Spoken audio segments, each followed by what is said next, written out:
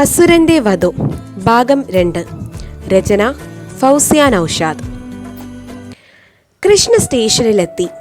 Ticket കൗണ്ടറിൽ ചെന്ന് 2 പേർക്കുള്ള ടിക്കറ്റ് എടുത്തു. ട്രെയിൻ വരാൻ ഇനി അരമണിക്കൂർ കൂടെയുള്ളൂ. അവൾ അക്ഷമയോടെ ഐശ്വര്യയെ നോക്കി. ബാഗിൽ നിന്ന് ഫോൺ എടുത്ത് അച്ചു എന്ന് കോൾ ചെയ്ത നമ്പറിലേക്ക് ഡയൽ ചെയ്തു. മറുപടി ഒന്നുമില്ല. ചെവി തുളച്ചു കയറുന്ന ശബ്ദത്തോടെ ട്രെയിൻ വന്നു നിന്നു. കൃഷ്ണ ആദിയോടെ അച്ചുവിനെ തിരഞ്ഞു. അവൾ എത്തിയില്ലെന്ന് മനസ്സിലാക്കി കൃഷ്ണ ബാഗുമെടുത്ത് ട്രെയിനിലേക്ക് കയറി. തിരക്ക് നന്നേ കുറവായിരുന്നു.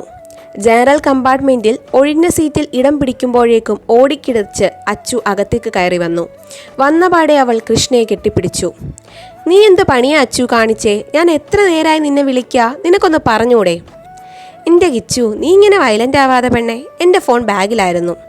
അവൾക്ക് സമീപം ഇരുന്ന് ഒരു ദീർഘശ്വാസം എടുത്ത ശേഷം അവൾ സംസാരിച്ചു. അമ്മയ്ക്ക് വിടാൻ ഒട്ടും താല്പര്യം ഉണ്ടായിട്ടല്ല, 2 ദിവസം കൂടി നിന്നിട്ട് പോവാൻ കുറേ നിർബന്ധിച്ചതാ. പിന്നെ ക്ലാസ് മുടങ്ങുമെന്ന് പറഞ്ഞ് തടി തപ്പിയതാ മോളെ, അവൾ ഒരു ചിരിയോടെ പറഞ്ഞു. അപ്പോഴേക്കും ഒഴിഞ്ഞ സീറ്റുകളിൽ ആള് നിറയാൻ തുടങ്ങിയിരുന്നു. തിരക്കിനിടയിൽ വെളുത്തുമെലിഞ്ഞ ഒരു ചെറുപ്പക്കാരൻ ഓടി വന്ന് കൃഷ്ണയ്ക്ക് എതിരെയുള്ള സീറ്റിലിരുന്നു. പുറകെ വരുന്ന തൻ്റെ കൂട്ടുകാരന് സ്ഥലം പിടിച്ചു. കുറച്ച് സമയത്തിനുള്ളിൽ രണ്ടാമത്തെ ചെറുപ്പക്കാരനും നിന്നു. തീരെ മെലിഞ്ഞിട്ടുമല്ല, എന്നാൽ ഒരുപാട് തടിയുമില്ല. നല്ല വെളുത്ത നിറം, മീശയും ക്ലീൻ ഷേവും. അവൻ ഓടി വന്ന് തൻ്റെ കൂട്ടുകാരന് സമീപമിരുന്നു. അവൻ കൃഷ്ണയെ നോക്കി പുഞ്ചിരിച്ചു. കൃഷ്ണയുടെ മുഖം വല്ലാതെയായി. നന്ദു, നീയും ഉണ്ടോ? അല്ല, നീ എപ്പോഴാ നാട്ടിലേക്ക് മടങ്ങിയത്? ഐശ്വര്യ അവനോട് തിരക്കി. ഞാൻ ഇന്നലെ രാവിലെ അവിടെ നിന്ന് തിരിച്ച് അമ്മയ്ക്ക് കാണണമെന്ന് പറഞ്ഞ് വിളിച്ചതാ, അവൻ ചെറു ചിരിയോടെ പറഞ്ഞു. അല്ല, നിങ്ങൾ കോളേജിലേക്കല്ലേ? അതെ. കൃഷ്ണയ്ക്ക് എന്താടോ ഇത്ര ഗൗരവം? ഒന്ന് ചിരിക്കടോ. എനിക്ക് ചിരി വരണില്ല, മുഖം കൂർപ്പിച്ചവൾ പറഞ്ഞു. അതെന്താ, കൃഷ്ണയ്ക്ക് ഭയങ്കര ദേഷ്യമല്ലേ അച്ചു? നീ മിണ്ടാതിരിക്ക്, ഇപ്പോഴേ ഈ ബഹളം തുടങ്ങിയാൽ ഇവൾ നിന്നെ ഏറിൽ നിർത്തും. അതോടെ നന്ദു നിശബ്ദനായി. അടുത്തുള്ള സുഹൃത്തിനെ ജനാലയ്ക്കരികെ നിന്ന് മാറ്റി സൈഡ് സീറ്റിൽ അവൻ ഇടം പിടിച്ചു. തനിക്ക് നേരെ ഇരിക്കുന്ന കൃഷ്ണഗാഥയെ അവൻ പുഞ്ചിരിയോടെ നോക്കി. അവൻ്റെ ഓരോ നോട്ടവും അവളെ വല്ലാതെ അലോസരപ്പെടുത്താൻ തുടങ്ങിയിരുന്നു. എൻ്റെ ഈശ്വര, ഈ വായ്നോക്കിൽ നിന്ന് ഇനി എങ്ങനെ ഒന്ന് രക്ഷപ്പെടാ? ഇവിടെ വരെ അവനെ ഞാൻ സഹിക്കണമല്ലോ, കൃഷ്ണ മനസ്സിൽ പറഞ്ഞു. എന്താ കൃഷ്ണ ആലോചിക്കുന്നത്? അതല്ല ഇപ്പം തന്നോട് പറയണമെന്നുണ്ടോ? എടോ, കൂൾ ഡൗൺ. ട്രെയിൻ മുന്നോട്ട് ഓടിത്തുടങ്ങി. കൃഷ്ണ പുറത്തേക്ക് കണ്ണു നട്ടു. ഐശ്വര്യ അവളോട് ചേർന്നിരുന്നു. കിച്ചു, നിനക്ക് ശരിക്കും മടങ്ങി പോരണമെന്നേ ഉണ്ടായിരുന്നില്ല. അമ്മയുടെ ഒപ്പം കുറേ നേരം ചിലവഴിക്കണമെന്ന് തോന്നി. പപ്പയ്ക്ക് ഞാനുള്ളതാ ഇഷ്ടം. അതിനെന്താ അച്ചു, കുറച്ച് നാൾ കൂടെ അല്ലേ ഉള്ളൂ നമ്മുടെ ക്ലാസ്, അത് കഴിഞ്ഞ് നമുക്ക് വീട്ടിലേക്ക് തന്നെ പോവാലോ. കൃഷ്ണ അവളെ ആശ്വസിപ്പിച്ചു.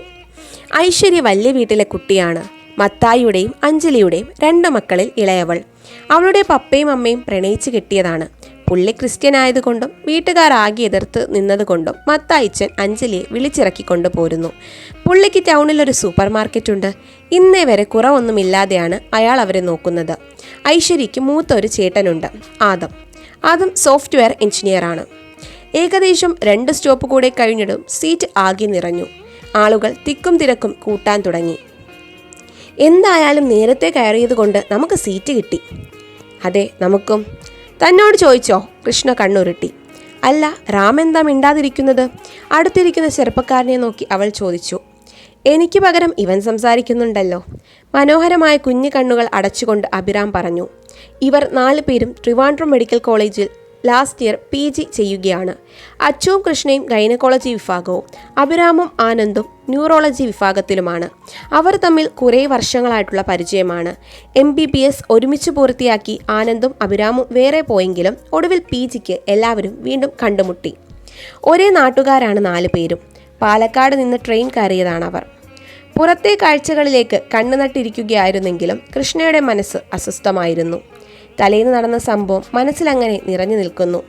പ്രായമേറി വരുന്നത് കൊണ്ട് അമ്മയ്ക്ക് വിവാഹം കഴിപ്പിക്കാനുള്ള തിരക്ക്. നാട്ടിൽ വരുമ്പോഴൊക്കെ ആരുടെയെങ്കിലും പെണ്ണ് കാണാൻ വരും. ഒന്നുകിൽ കൃഷ്ണയ്ക്ക് ആളിനെ പിടിക്കില്ല, അല്ലെങ്കിൽ തിരിച്ചും. ഹോസ്റ്റലിൽ നിന്ന് കൃഷ്ണയെ അത്യാവശ്യമുണ്ടെന്ന് പറഞ്ഞ് ലക്ഷ്മിയമ്മ ഒരാഴ്ച മുന്നേ വിളിപ്പിച്ചു. വന്നപ്പോഴാണ് അറിയുന്നത് ആരോ പെണ്ണ് കാണാൻ വരുന്നുണ്ടെന്ന്. വലിയ താല്പര്യമില്ലെങ്കിലും അമ്മയ്ക്ക് വേണ്ടി അവൾ തയ്യാറായി നിന്നു. അവർ എത്തി. ജനാലയിലേക്ക് അവൾ പുറത്തേക്ക് നോക്കി. കാറിൽ നിന്ന് ആദ്യം അല്പം പ്രായം ചെന്നൊരു മനുഷ്യനിറങ്ങി. കേട്ടത് വെച്ച് ചെറുക്കൻ്റെ അച്ഛനാണ്. കാർ പാർക്ക് ചെയ്ത ശേഷം അതിൽ നിന്ന് മറ്റൊരാൾ ഇറങ്ങി. അവൾ അവനെ കണ്ണിമ ചിമ്മാതെ നോക്കി. വല്യേടത്ത് തറവാട്ടിലെ സന്തതി. കേട്ടിടത്തോളം വലിയ തറവാടാണ്.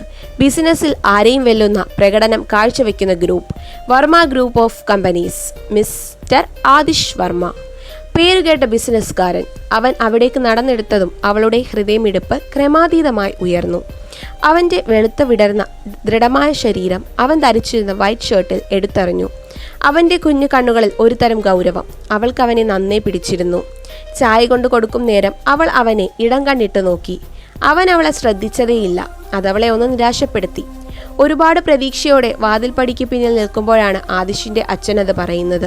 കേട്ടപാടെ അതുവരെ ഉണ്ടായിരുന്ന ഭാവങ്ങളൊക്കെ അങ്ങ് മാറി. കൃഷ്ണ അവർക്ക് മുന്നിലേക്ക് തൻ്റെയിടത്തോടെ കടന്നു വരികയായിരുന്നു. കൃഷ്ണ ആ ഓർമ്മയിൽ സീറ്റിലേക്ക് കണ്ണുകളടച്ച് ചാരിക്കിടന്നു. തലവേദനിക്കാൻ തുടങ്ങിയതും അവൾ വാഷ്റൂമിലേക്ക് പോവാൻ എഴുന്നേറ്റു. ഞാനൊന്ന് വാഷ്റൂമിലേക്ക് പോയി വരാം അച്ചു. ഒറ്റയ്ക്ക് പോവണ്ട, നല്ല തിരക്കുണ്ട്, ഞാനും വരാം. അച്ചു പറഞ്ഞെങ്കിലും അവൾ എഴുന്നേൽക്കുന്നതിന് മുന്നേ ആനന്ദ് എഴുന്നേറ്റ് കഴിഞ്ഞിരുന്നു. ഈ തിരക്കിനിടയിൽ 2 പെൺകുട്ടികൾ തനിച്ചു പോവേ, അതെങ്ങനെ ശരിയാവാ? ഒന്നാമതേ ബംഗാളികളുടെ ബഹളം. ഞാൻ വരാം കൃഷ്ണ. ആനന്ദ് കൃഷ്ണയ്ക്കൊപ്പം വാഷ്റൂമിലേക്ക് നടന്നു. അവിടെ നല്ല തിരക്കുണ്ടായിരുന്നു. അന്യദേശക്കാരാണ് കൂടുതൽ. അവർ അവരെ സൂക്ഷിച്ചു നോക്കി. കൃഷ്ണ വാഷ്റൂമിൽ നിന്ന് ഇറങ്ങുന്നത് വരെ നന്ദു അവിടെ നിന്നു. അവൾ നന്ദുവിനെ നോക്കി ഒന്ന് പുഞ്ചിരിച്ചു. ട്രെയിനിൻ്റെ ഡോറിന് സമീപം നിന്നു. നന്ദു അവൾക്ക് അഭിമുഖമായി നിന്നു. കൃഷ്ണ, ഞാൻ എത്ര നാൾ കൊണ്ട് തൻ്റെ പുറകെ നടക്കുന്നു. തനിക്ക് ഒരിക്കൽ പോലും എന്നോടൊരിഷ്ടം തോന്നിയിട്ടില്ലേ? ഇല്ല നന്ദു, എനിക്കിതുവരെ അങ്ങനെ ഒരു ഇഷ്ടം നിന്നോട് തോന്നിയിട്ടില്ല. അതെന്താണെന്ന് എനിക്കറിയില്ല. എന്നെ മനസ്സിൽ നിന്ന് കളഞ്ഞേക്ക് നന്ദു, പ്ലീസ്. വേറെ ആരെങ്കിലും നോക്കൂടെ നിനക്ക്? അത് കേട്ട് നന്ദുവിന് ദേഷ്യം വന്നു. അങ്ങനെ വേറെ ആരെങ്കിലും നോക്കാനാണെങ്കിൽ ഇത്ര നാൾ നിന്റെ പുറകെ ഞാൻ നടക്കണമായിരുന്നു. നിനക്കെന്നെ ഇഷ്ടപ്പെടാതിരിക്കാനുള്ള കാരണമാണ് എനിക്കറിയേണ്ടത്. എനിക്കെന്താ സൗന്ദര്യമില്ലേ, കഴിവില്ലേ, പണമില്ലേ? പറ കൃഷ്ണ. നന്ദുവിൻ്റെ സ്വരം പരിസരം മറന്ന് ഉയർന്നതും എല്ലാവരും അവരെ നോക്കാൻ തുടങ്ങി. കൃഷ്ണയുടെ തല അപമാനഭാരം കൊണ്ട് കുനിഞ്ഞു. അതൊന്നുമല്ല നന്ദു പ്രശ്നം. പിന്നെ? അവൻ ആകാംക്ഷയോടെ അവളെ നോക്കി. തുടരും. കഥയുടെ അടുത്ത ഭാഗങ്ങൾക്കായി ചാനൽ സബ്സ്ക്രൈബ് ചെയ്യുക. നന്ദി.